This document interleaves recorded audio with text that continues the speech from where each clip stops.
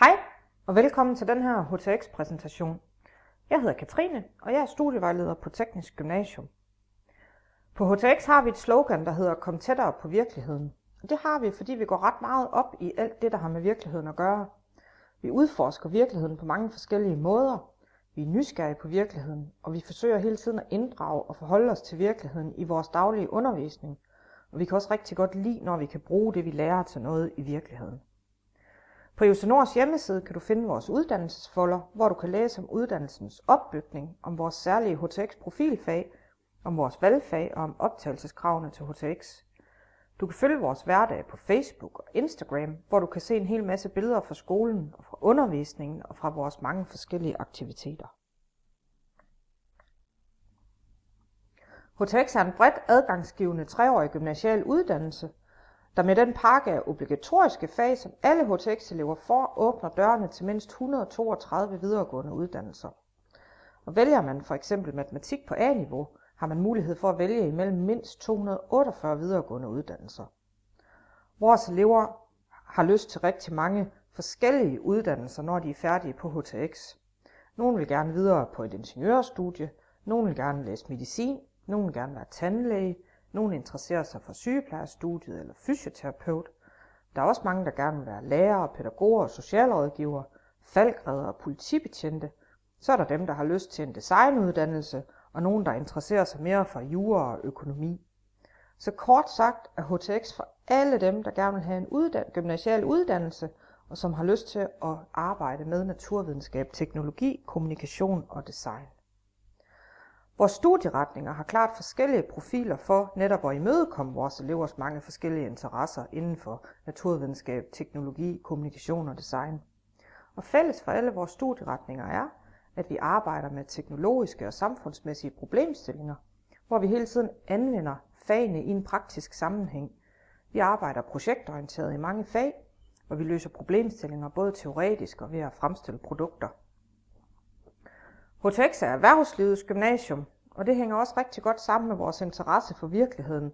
Og i praksis betyder det, at vi samarbejder med erhvervslivet alle de steder, hvor vi kan komme afsted med det. Samarbejdet med Crestwing, Aalborg Universitet og Frederikshavn Kommune er eksempler på 3 spændende projekter, vi lige nu deltager i.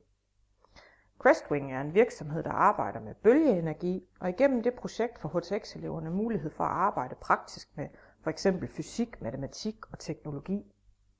Samarbejdet med Aalborg Universitet handler om cybersikkerhed, og hvis du finder hjemmesiden, du kan se den her, der hedder schoolofhack.dk, der kan du læse mere om projektet. I projektet med Frederikshavn Kommune har vores 1.G-elever lavet film til noget, der hedder Unge, der hjælper unge, og hvis du har lyst til at læse mere om det, så kan du søge på HTX-elever laver film fra Frederikshavn Kommune.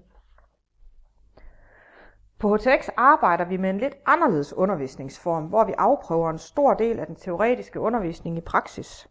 Det betyder for eksempel, at vores elever udover at læse om forskellige teorier i lærebøgerne, også arbejder praktisk med tingene i vores laboratorier, værksteder og i naturen.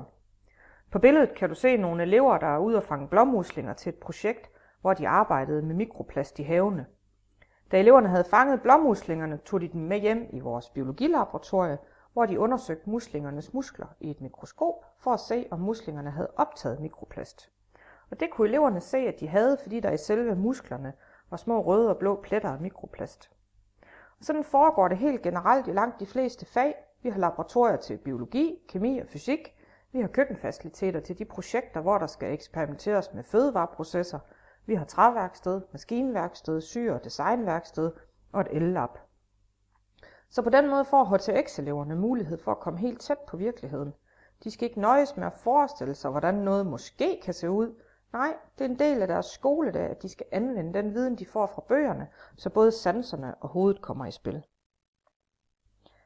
Med til den anderledes undervisningsform på HTX hører også, at vores elever arbejder projekt- og problemorienteret.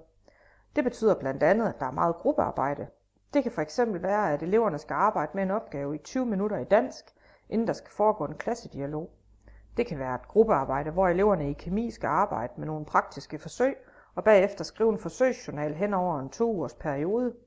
Og det kan være de længere projektforløb, hvor eleverne i f.eks. teknologi skal arbejde med produktudvikling og rapportskrivning i 2 til 3 måneder. Det er naturligvis ikke sådan, at vi bare kaster eleverne ud i gruppearbejdet uden at hjælpe dem. Vi hjælper vores elever med at danne grupper, og vi vejleder og underviser dem i, hvordan man indgår professionelt i et gruppesamarbejde.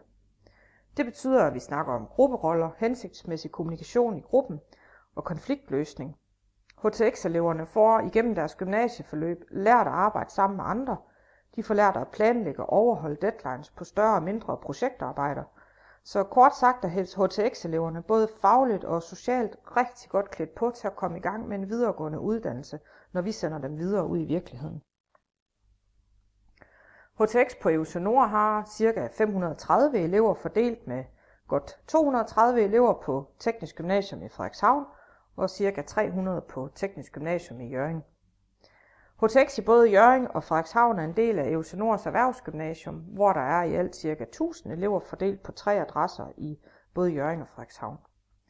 Så både på afdelingen i Frederikshavn og på afdelingen i Hjørring nyder vi godt af alt det, de mange kan give. Udviklingsmuligheder og ny inspiration og deltagelse i spændende projekter for både elever og undervisere. Og samtidig så kan vi have en overskuelig størrelse, når vi er hjemme på vores egen afdeling. Vi kender vores elever, og de kender os, og det giver tryghed og trivsel i hverdagen. En del af vores undervisere er ingeniører, og det giver rigtig god mening på et teknisk gymnasium. Vores ingeniører kommer alle sammen fra erhvervslivet, og det betyder, at de hele tiden kan snakke med eleverne om, hvordan særligt de tekniske og naturvidenskabelige fag bliver brugt i virkeligheden. Men generelt er det nu kendetegnende for vores undervisere, at de har erfaring fra andre arbejdsområder, inden de er kommet til HTX. Og det giver rigtig god mening, når man gerne vil inddrage den praktiske virkelighed i den teoretiske undervisning. På de 2 billeder kan du se, hvordan hverdagen på HTX kan se ud. Eleverne på billedet har ikke frikvarter, de har undervisning. De sidder og arbejder i grupper med en opgave. Vores elever fortæller, at de er glade for at gå på HTX, fordi de oplever et stærkt fællesskab omkring både det faglige og det sociale. Der er tid til fordybelse og fokus på den enkeltes trivsel. På HTX er der nogle obligatoriske fag, som alle skal have, og det er dem, du kan se her.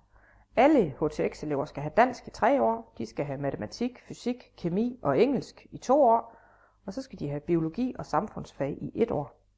Og så er der de 4 særlige HTX-fag, teknikfag, teknologi, idéhistorie og kommunikation og IT. Teknologifaget er et helt særligt HTX-fag, som alle HTX-elever skal have i 2 år.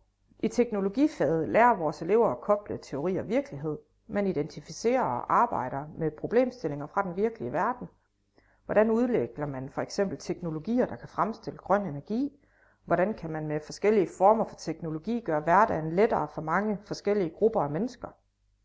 I teknologifaget arbejder man i projektgrupper, og det er et super spændende teamarbejde, hvor man starter med at brainstorme og idéudvikle, og så fortsætter man med produktudvikling, og man afslutter med rapportskrivning. Eleverne på billedet har arbejdet med problemstillingen bæredygtighed, og i den forbindelse har de undersøgt og udviklet noget engangsemballage lavet af biologisk nedbrydelige genbrugsmaterialer. Og netop det her med at stå med det færdige produkt i hånden, det er et helt centralt element i teknologifaget. Vi følger processen fra den allerførste idé, indtil vi har et færdigt produkt. Kommunikation og IT er et fag, som alle HTX-elever skal have i 1. G, og her får eleverne en grundlæggende viden om kommunikationsteori, og de arbejder med at producere deres egne kommunikationsprodukter. Filmen, som vores 1. G-elever har lavet sammen med Frederikshavn Kommune, den har de lavet i faget kommunikation og IT. Idéhistorie er HTX's historiefag, og det er et fag, som alle HTX-elever skal have i 2 år. I faget ser man på udviklingen i menneskets måde at forholde sig til verden på, sådan som den kommer til udtryk i anvendelsen af teknologier og idéer i et historisk perspektiv. I idéhistorie får vores elever en teknologisk dannelse og historisk bevidsthed igennem en forståelse af samspillet mellem idéer, teknologier og samfund. Teknikfaget, det er ligesom teknologifaget et projektfag, hvor HTX-eleverne arbejder produktorienteret i værksteder og laboratorier, og det er et fag, man kun kan få på HTX. Teknikfaget, det er et fag, man alle 3. G'erne skal have på A-niveau, og det fylder cirka en 1/3 af skemaet, når man går i 3. G. Og du kan se, der er forskellige linjer og retninger, man kan vælge imellem. Det er de 7, der er listet op her. På HTX har vi 5 forskellige studieretninger, man kan vælge imellem. Du kan læse om studieretningerne på vores hjemmeside, Og så kan du desuden se en lille 2-minutters film om hver studieretning på den side, hvor du har fundet den her præsentation. Du finder links til hver film længere nede på siden. Studieretningerne de er præsenteret af vores egne lærere og elever fra både Hjørring og Frederikshavn.